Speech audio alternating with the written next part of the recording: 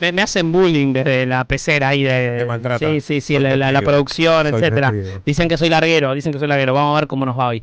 Pasame el mate, pasame el Ahí mate. te paso el mate. Me lo voy a tomar yo, pero Quedó ahí a medio camino. te cebo uno Que y sale, toma que no yo. sale. Ahí va, así vamos a, estoy perdiendo minutos valiosos de mi columna. Che, bueno, quería hablar de un tema que es Milei y los ricos. Ahora voy a contar por qué. Empezaría así. Esta semana leí una muy buena revista que sacó su primer número a fines de diciembre, que se llama la revista Porvenir. Creo que ahora, para quienes estén mirando por streaming, voy a ponerla ahí arriba. No se ve porque tiene como unas letras blancas muy bonitas. No sé si se ve. Ahí creo que ahí de costadito. Por ahí se ve Porvenir, si la voy girando. Una revista muy hermosa que se llama Porvenir. Que me invitaron ahí a la presentación a fin de diciembre. Estuve ahí con algunos amigos, compañeros que escriben en la revista. Me interesó mucho, la leí de punta a punta y quería conversar alrededor de algunas cosas que me disparó. Es interesante la revista Porvenir, les cuento algunas cosas. No tiene redes sociales, no existe en formato digital, solo existe en formato papel. Se consigue en librerías, se consigue online, pero tiene una apuesta por la circulación de Excelente. las viejas revistas políticas. Está muy bonita, muy linda diseñada, muy bien diagramada. Una apuesta a las conversaciones, el boca en boca, las reuniones, las discusiones, que la revista suscite cosas por ahí por fuera de por ahí las discusiones más de Twitter, digamos, ¿no? Les quiero leer algunos pedacitos del manifiesto inicial para empezar a pensar. Miren, les leo. En este contexto, el gobierno de ultraderecha, esto es el manifiesto inicial de la revista Porvenir, creemos que en esta época, con un gobierno de ultraderecha que busca construir y consolidar una hegemonía ultraniveral y antinacional, creemos que es necesario sumar voces en la discusión pública. Voces que directa e inequívocamente sostengan que los principales lineamientos que guían el espacio que conduce Javier Milei y antes Mauricio Macri rompen los fundamentos de la vida en común que tenemos los argentinos y las argentinas.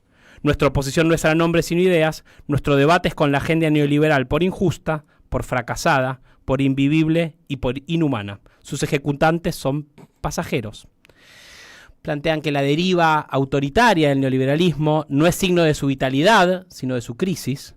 La deriva autoritaria del neoliberalismo es signo de su crisis y no de su fortaleza. El gobierno de la libertad avanza no es la expresión de una ideología triunfante, sino el último intento desesperado por imponer un modelo que en la Argentina no funcionó, no funciona y no va a funcionar.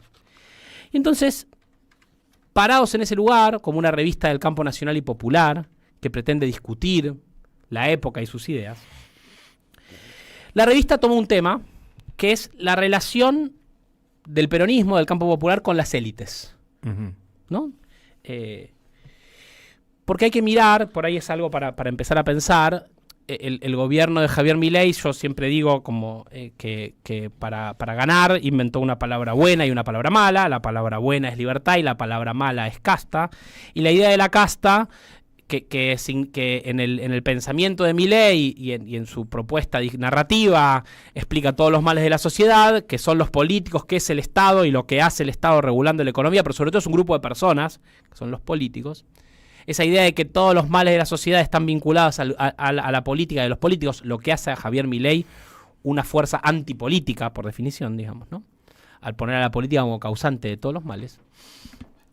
De alguna manera borra, esa idea de la casta, borra las desigualdades sociales realmente existentes en la sociedad, ¿no? Borra, por ejemplo, las desigualdades económicas, borra las responsabilidades que tienen, por ejemplo, los empresarios por sobre los trabajadores, borra las responsabilidades que tienen los grandes multimillonarios de la Argentina, borra las responsabilidades que tienen los políticos de una ideología o de otra. Queda todo consolidado en este grupo de gente que son los políticos, son los responsables de los males de la sociedad. Y entonces todas las desigualdades terminan como difuminadas. Y frente a eso, para mí es un acierto empezar a pensar, porque cuando en la revista se preguntan por las élites, están pensando en las élites económicas, están pensando en los ricos de la Argentina. Se preguntan en un momento, ¿qué podemos hacer con esta burguesía? Una vieja pregunta del peronismo, ¿no? La pregunta del peronismo por si había una burguesía nacional, un empresariado argentino con conciencia de los problemas del país y de sus posibles soluciones, del rumbo al que tiene que ir el país. Y el peronismo siempre aspiró, buscó, tuvo esa, ¿no? como ese esa inquietud y esa búsqueda de algo que nunca terminó de encontrar, a pesar de que uno puede mirar, ¿no? Uno piensa siempre en José Belgelbart, en la CGE, en la apuesta del peronismo por crear empresariado con conciencia nacional. A veces miramos a Brasil y vemos un empresariado... São Paulo, sobre ¿no? todo, ¿no? Era el ejemplo. El ejemplo de los industriales brasileros como un empresariado con... Aunque sí hay que decir una larga tradición en la pequeña y mediana industria argentina, en este programa ahí también tenemos ejemplos de eso, ¿no? En la pequeña y mediana industria sí hay una mirada nacional, pero bueno, la Argentina, el peronismo siempre se preguntó por ese empresariado, ¿no? Entonces, les leo un poquito de esa pregunta, ¿no? Dice Porvenir: el espacio político al que pertenecemos, al que ampliamente podemos denominar campo nacional y popular, tiene una pregunta irresuelta. ¿Cómo construir un país con las élites adentro? Han habido intentos diversos, estrategias acuerdistas, momentos de confrontación directa, convivencia pacífica, intento de suplantación. Fácil sería decir todo fracasó, pero en verdad algunas estrategias produjeron mejores resultados para el conjunto que otras. Sin embargo, eso no significa que la cuestión no siga rondando la cabeza de las dirigencias, de los militantes, de cualquier persona mínimamente interesada en el porvenir de esta nación. Entonces, en la revista aparecen una serie de textos, intervenciones, discusiones, entrevistas, donde están pensando el problema de los ricos en la Argentina, ¿no? Y leyendo la revista, bueno, empecé como en esta reflexión sobre la relación, ¿no? entre el gobierno de Javier Milei y los ricos de la Argentina. ¿Cuánto el gobierno de Javier es un gobierno de los ricos en la Argentina? Y eso inmediatamente nos lleva a la pregunta, por lo menos nos trae las discusiones sobre el gobierno de Mauricio Macri, ¿no?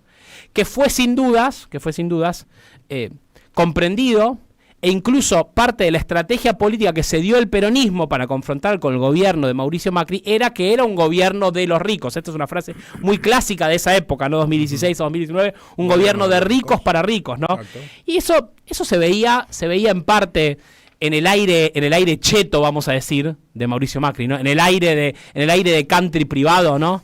En la idea del colegio Cardenal Newman, todos estos pibes, ¿no? Vestiditos con uniforme de escuelas angloparlantes, ¿no? Con una vocación anglófila casi, ¿no? Esta idea medio tilinga de todo lo mejor venía de afuera. El gobierno de Macri tenía ese aire, ¿no? Sí. Ese deseo de ser Silicon Valley, ¿no? Que en un principio miraban a Obama, ¿no? Y había como un espíritu medio obamista en los funcionarios de Macri, que después fue espíritu trampista, a mitad de camino cambiaron, pasaron de ser obamistas a trampistas. ¿Por qué? Porque lo de afuera era mejor.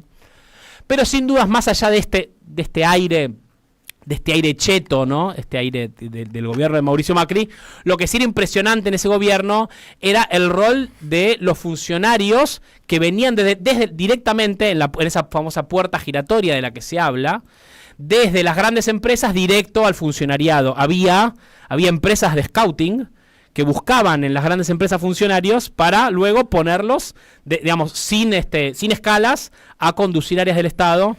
Y gran parte de la discusión era, bueno, es un gobierno de las grandes empresas. Uno recordarán, ¿no? Shell puso al ministro de Energía Aranguren, Pharmacity puso al vicejefe de gabinete Quintana, JP Morgan puso a Pratt Guy como ministro de Hacienda, el HSBC puso a Cabrera, el ministro de Producción, Goldman Sachs a Luis María Blaquier, ¿no? El Deutsche Bank, Toto Caputo y Besiri, que venían del Deutsche Bank, Lopetegui, otro vicejefe de gabinete que venía de LAN, de la empresa aérea, Isela Costantini, que venía de General Motors, Aerolíneas Argentinas, Malcorra, que venía de Telecom, que fue ministra, y era impresionante la cantidad de funcionarios. Había estadísticas que decían de 3 o 4 de cada 10 funcionarios del gobierno de Mauricio Macri venían directamente, digamos, de ser funcionarios del gran empresariado argentino. Y además el gobierno de Mauricio Macri tenía una característica, ustedes recordarán, que era muy del empresariado New Age de la época, casi globalizadora, ¿no? Recordarán Macri sacando los próceres de los billetes para poner animalitos. Un gobierno que no tenía historia, o se presentaba casi sin historia, ¿no? Miraba para atrás y no encontraba nada. No presentaba una historia, no se presentaba como parte de una tradición. Había un texto muy famoso que hablaba del macrismo como una app de celular, ¿no? Que te la bajás y te dice qué querés. Muy representado en la idea del gobierno de la ciudad, que era un gobierno también que buscaba desideologizarse, borrar, ¿no? Con el codo los trazos ideológicos de su gobierno. Bueno, el gobierno de Milei en ese sentido tiene similitudes y tiene diferencias con esa imagen del gobierno de los ricos de Mauricio Macri, ¿no? Porque en un punto Milei aparece, por ahí en alguna de sus figuras, tiene como un aire más marginal, ¿no? Si uno mira El propio Milei era un economista marginal dentro de la planta de economistas de la Argentina. Si uno mira a los diputados, ¿no? Las principales figuras, que no son tipos que provienen, no son tipos de doble, triple apellido, aunque ahí está Berti Venegas Lynch, que incluso dentro de los ricos de la Argentina son ricos marginales, ¿no? Pero uno piensa en Lilia Lemoyne, los cosplayers, ¿no? Medio berretón. Medio berretón, ¿no? Que a mí eso me genera, esa es la parte de Milei que a mí me genera simpatía, ¿no? La parte que uno puede decir pseudo plebeya, en el sentido que son marginetas, digamos, ¿no? Pero, más allá de eso, en el fondo, ¿no? El gobierno de Javier Milei es, sin dudas, e incluso más que el gobierno de Mauricio Macri, ha sido un gobierno en el cual, sin mediaciones, los grandes empresarios argentinos han descubierto que pueden gobernar la Argentina. El ejemplo más típico de eso es pensar la ley Bases, una de las leyes de transformación más profunda de la historia argentina, que se escribió en los estudios de las grandes consultorías jurídicas de las grandes empresas. Directamente escrito en los estudios jurídicos. Ni siquiera pasaron, no es que le dijeron a los CEOs, vengan a hacerse funcionarios a las oficinas, hagan el papel de que están gestionando el Estado. No. Ustedes desde allá de sus estudios, mándennos el drive, que nosotros reenviamos el mail al Congreso, ¿no? La manera en la cual se le entregó YPF y el gran negocio energético a Techin, la gran empresa industria financiera de la Argentina energética. El CEO de YPF viene directamente de Techin y se le entrega el negocio de Vaca Muerta a las empresas energéticas argentinas con YPF a la cabeza. Y por supuesto lo hemos hablado acá, lo que ha sido este año para las grandes empresas de la Argentina, te lo contaba el otro día, el estudio de Cifra de diciembre dice que las 15 empresas más importantes de la Argentina, las empresas líderes, YPF, Tecpetrol, Ritmol, Loma Negra, Arcor, Mirgo, Mastelone, duplicaron su utilidad sobre costos, es decir, duplicaron sus ganancias en el año 2024, les está yendo muy bien a las grandes empresas en los balances, les está yendo muy bien en los negocios actuales, les está yendo muy bien en el negocio financiero, les está yendo muy bien a futuro, en tanto logran cooptar Vaca Muerta y empezar a pensar negocios hacia adelante, y les está yendo muy bien también en lograr las desregulaciones que hace tantos años piden del sistema regulatorio argentino. Pero es cierto también que, a diferencia de Macri, que le decía a los empresarios, este gobierno es de ustedes, vengan acá, que esto sea todo un gran, como meet and greet de una gran corporación, el gobierno de Javier Milei, en general la ultraderecha, propone una ideología fuerte. Le propone a los grandes empresarios, vengan que van a ganar mucha plata, pero hay ideas, hay un corpus teórico, hay propuesta programática, los invitan a los grandes empresarios, casi les exigen que se sumen a una cruzada que es profundamente ideológica. El gobierno de Javier Milei se inscribe en una tradición argentina, construye una tradición liberal. Hay que ver cómo se reivindica la figura de Alberdi, de Roca, que se busca el fin del siglo XIX, el principio del siglo XX como una época gloriosa de la Argentina. Construyen una tradición liberal para su proyecto de ultraderecha e invitan a los grandes empresarios a ese mundo. Hay una escena en la revista Porvenir que entrevistan a Gustavo Copatel. Y a Grobocopatel le preguntan, pero ¿qué ustedes, los grandes empresarios, Grobocopatel, gran empresario de la soja, ¿no? De la soja en la Argentina, que hoy anda con muchos problemas, ¿no? A punto de dar un default por 30 millones de dólares de deudas bancarias, ¿no? Dueño de un equipo de fútbol, ¿no? El hermano. Le preguntan a Grobocopatel, ¿cómo estamos de tiempo? ¿Me quedan 5 o 10 minutos? Estamos ahí. Sí, me dice que siga el productor. Dice que siga. Es el que manda. Es el que manda. Yo soy el que manda. Bueno, entonces le preguntan a Grobocopatel en una larga entrevista. En esa cúpula de los negocios de ustedes, ¿qué prefieren? ¿Un gobierno que no les simpatice, pero que les asegure una alta rentabilidad? ¿O un gobierno afín ideológicamente, pero con el que tendrían rentabilidades más bajas? Le preguntan los compañeros de Porvenir a Grobocopatel, ¿qué preferís?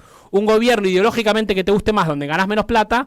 ¿O un gobierno cuya ideología no te guste, pero que ganás más plata? Sí. Le están preguntando en el fondo, ¿no? Por Macri o Cristina, sí. Por Cristina o Milei, le están preguntando en el fondo. Y dice Grobocopatel, muy sueltito, dice, el empresariado no es ideológico. Esa es la respuesta de Grobocopatel, punto final. Mira. ¿Es puramente capitalista entonces? Le preguntan. Es puramente capitalista. Dice Grobocopatel, nosotros no tenemos ideología. Solo queremos plata. Hay una parte de la entrevista donde también le dicen, a mí me gustaría un Estado que regule, porque el capitalismo solo es muy feo. Bueno, flaco, pero ¿y las regulaciones? No, bueno, es que yo soy empresario. Yo quiero ser un monopolio. Yo quiero tener todo el poder. No me pidas que sea otra cosa más que un empresario. ¿No? A la pregunta que le hacen los compañeros de Porvenir a Hugo Patel sobre el empresariado nacional, sobre una idea de proyecto de país, él dice, no, miren chicos, yo estoy acá para hacer plata. Ahora bien, eso le vamos a discutir un poco, porque hay una escena que a mí me sigue pareciendo fascinante. El 20 de noviembre del año pasado, un día antes de que se presenten las fuerzas del cielo en San Miguel, ese acto que suscitó tanta tensión y tanta indignación, donde la Libertad Avanza presentó eso que llamaron las fuerzas de choque de Javier Milei, con una estética pseudofascista que buscaba hacer como un cosplayer del fascismo, de Mussolini, qué sé yo. El día anterior se había lanzado en Puerto Madero, en un muy coqueto evento, la Fundación Faro. Fundación Faro que es, según dicen todos los medios de comunicación, una maquinaria de recaudación de plata para la campaña de Javier Milei en 2025. Correcto. Largaron una fundación para juntar plata. ¿Cuántos? 50 lucas salía 25.000 dólares el cubierto, 200.000 dólares la mesa. La mesa 200 lucas. Verde. Invitaron a hablar a Javier Milei y a Agustín Laje, que es un personaje destacado de la ultraderecha argentina y continental, que hace cuyo eje central de discusión es la batalla cultural en contra de la ideología de género, el progresismo, etcétera, etcétera. Es decir, las cuestiones no económicas de la batalla de la ultraderecha por el sentido de nuestra nación. Ahora, los tipos lanzan una Fundación Faro y invitan a los grandes empresarios a escuchar a Agustín Laje a decir que la izquierda ha cooptado las universidades, el sentido común de la sociedad, y hay que pelearse contra las agendas trans, las agendas antirracistas, las agendas woke. Esto invita a los grandes empresarios. Y van todos. Martín Migoya, CEO de Globant, Eduardo Elstein, Bettina Bulgeroni, Marcelo Mindlin de Pampa Energía, el productor agropecuario Enrique Dujau, Horacio Marín de YPF, José Urtubey, Claudio Velocopit, dueño de Swiss Medical, Sebastián Bagó, Eduardo Maquiavelo, CEO de Remers, representantes de Vista Energía de Miguel Galucho, ex CEO de YPF, representantes de Total y Tecpetrol del Grupo Techín, no va Pablo Roca, pero pone la guita, por nombrar, Federico Brown, de la Anónima, Alex Oxenford, que después fue nombrado embajador en Estados Unidos, gran mecenas y ex dueño de OLX, de remate.com, etcétera, Marcos Alperín. Es decir, todos esos grandes ricos de la Argentina van y ponen 25.000 dólares para que Agustín Laje y Javier Milei les hablen de la ideología woke, el racismo inverso y cómo los trans han copado la cultura global. Los grandes empresarios. Entonces uno le pregunta a Hugo Patel, ok, no tienen ideología, pero ustedes van a traer cualquier cosa, ¿no? Porque tenés que poner 200.000 dólares, claro, ¿no? Para ir a escuchar una agenda neofascista de la Argentina en Puerto Madero, mientras al día siguiente te presentan las falanges en San Miguel. Anuncia Agustín Laje que la Fundación Faro, su primer colaboración va a ser con la Fundación Endeavor. La Fundación Endeavor, ¿qué es? La fundación que han creado las grandes empresas unicornio de Argentina, sobre todo Globant y Mercado Libre, que ponen plata en una fundación y que van a formar los futuros líderes políticos y empresarios de Argentina en conjunto. Mercado Libre y la Libertad Avanza. Este es el grado de fusión que estamos viendo por arriba, por el medio y por abajo entre las grandes fortunas de la Argentina y el gobierno de la Libertad Avanza. Hay que recordar, la fortuna más grande de la Argentina es la de Marcos Alperín, que posee 8.500 millones de dólares, duplicó su patrimonio de la pandemia para acá. Esa es la fortuna número 1. La número 2 es la de Hugo Sigman, que tiene 6.300 millones de dólares, que en 2020 tenía 2.000, o sea, triplicó su fortuna en los últimos 5 años. Alejandro Bulgeroni, que tiene 5.000 millones de dólares. Luis Pérez Compán, 4.200 millones de dólares. Pablo Roca, 4.100 millones de dólares. Eduardo Noequian, 3.500 millones de dólares. Estos son los 6 tipos más ricos de la Argentina. Y estamos en un momento donde la situación argentina empata con la situación norteamericana. Este fin de semana, el domingo, lunes, asumirá Donald Trump en Estados Unidos, que también aparece un gobierno donde los grandes ricos del mundo se están tirando a la pileta con Donald Trump. Por supuesto, estamos hablando de Elon Musk, aunque esta semana también se habló mucho de Mark Zuckerberg, CEO de Meta, dueño de Facebook, de Instagram, de WhatsApp, que se juntó 3 veces con Donald Trump en Mar-a-Lago, cambia su regulación, etcétera, etcétera, y se tira la pileta con el gobierno.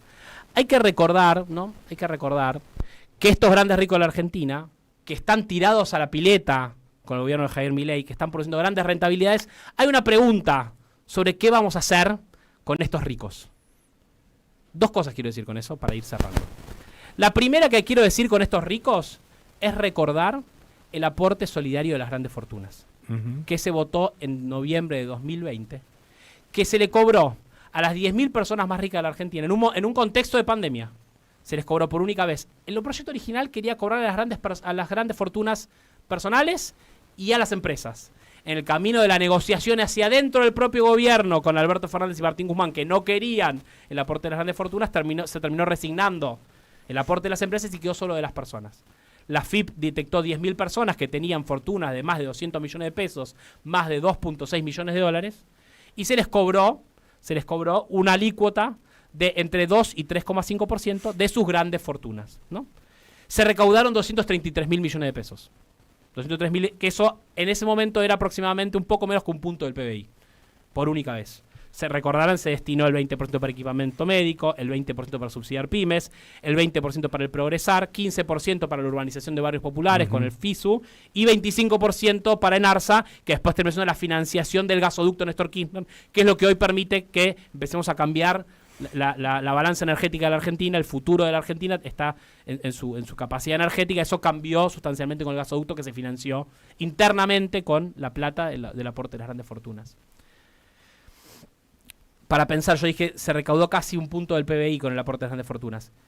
La propuesta de Unión por la Patria y de la oposición en 2024 para recomponer jubilaciones, recordarán que Javier Milei vetó, era 0,4 del PBI. Es decir, con un aporte de las grandes fortunas por año, uno podría pagar 2 recomposiciones de jubilaciones, aproximadamente, ¿no? Y seguirían siendo absolutamente ricos. Dijo Cristina en abril del año pasado, con las exenciones impositivas que tiene Marcos Galperín y Mercado Libre, que en 2023 fueron 103 millones de dólares, o sea, 103.000 millones de pesos. O sea, medio aporte de grandes fortunas anuales son las exenciones impositivas a Galperín. Con eso podría financiar el funcionamiento universitario. Que te sobra. Y te sobra plata. Plata hay. Hay una nota en Porvenir de Martín Short que dice, miren, parte del déficit fiscal es toda la plata que el Estado le pone a las grandes empresas. Miremos eso. Y con esto cierro. Hay una nota muy buena también acá en Porvenir, de la compañera Sol Magno, que hace la historia de la relación de Lula con la burguesía y con las élites. Ella dice que las élites brasileras se pelearon con Lula y apoyaron a Bolsonaro, ¿no? Hay que pensar el impeachment de Dilma, en la época de Temer, finalmente Bolsonaro, pero que, promediando el gobierno de Bolsonaro, los grandes empresarios brasileños empezaron a preocuparse y a desilusionarse con Bolsonaro.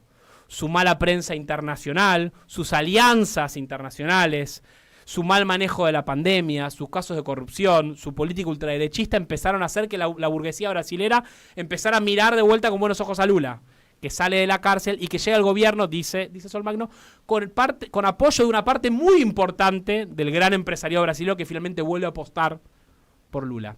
Y ahí me aparece esta pregunta. Si es que el peronismo, porque en 2019 Cristina, cuando planteó la candidatura a Alberto, planteaba un gran acuerdo social y cultural, ciudadano, donde las grandes empresas se sentaran en la mesa. Cristina planteó un acuerdo nacional en 2019. ¿Qué fracasó? Fracasó esa propuesta en parte, vamos a decir, por el gobierno pésimo de Alberto Fernández y por la manera que Alberto Fernández entendió que el acuerdo con los ricos de la Argentina era una capitulación, ¿no? Esta sería discusión para otra columna. Pero el peronismo, en su proceso de volver a construir poder popular y animarse a volver a gobernar la Argentina, después del gobierno de Javier Milei, ¿va a buscar un acuerdo con estos grandes ricos de la Argentina? ¿O va a tener que ver con tratar de hacerlos responsables por lo que está pasando? Yo me hago esa pregunta. Si el camino para el retorno al peronismo del poder va a ser frente a los grandes ricos de la Argentina, que están viviendo una joda, el gobierno de Javier Milei, si lo que va a suceder va a ser solamente confrontar con Milei y salvar a los ricos para hacer un acuerdo nacional, o si el peronismo tiene que volver a preguntarse si no hay que confrontar con los tipos que se esconden atrás del gobierno de Javier Milei y que encima en este gobierno están empezando a animarse no solo a dar la cara, sino a ponerse la camiseta de la libertad avanza. ¿Cuál va a ser el camino del peronismo? ¿Vamos a un acuerdo con los ricos de la Argentina? ¿O tenemos que empezar a pensar en algún tipo de confrontación con quienes son finalmente corresponsables de la catástrofe social que estamos viviendo? Manuel Saralegui en La Vuelta Completa. 19 horas 11 minutos. Con esas guitarritas nos vamos a dar la media vuelta. Ojo que a la vuelta es viernes, arrancó el fin de semana, bajó un poquito la temperatura, nos ponemos un cachito regalones. Tenemos entradas para el teatro para el próximo domingo a las 20:30 horas y vamos a empezar a pedirles que nos manden mensajito. Quiero las entradas para el teatro al 11 3200 0530, después que le digamos qué obra es cuando volvamos de la media vuelta.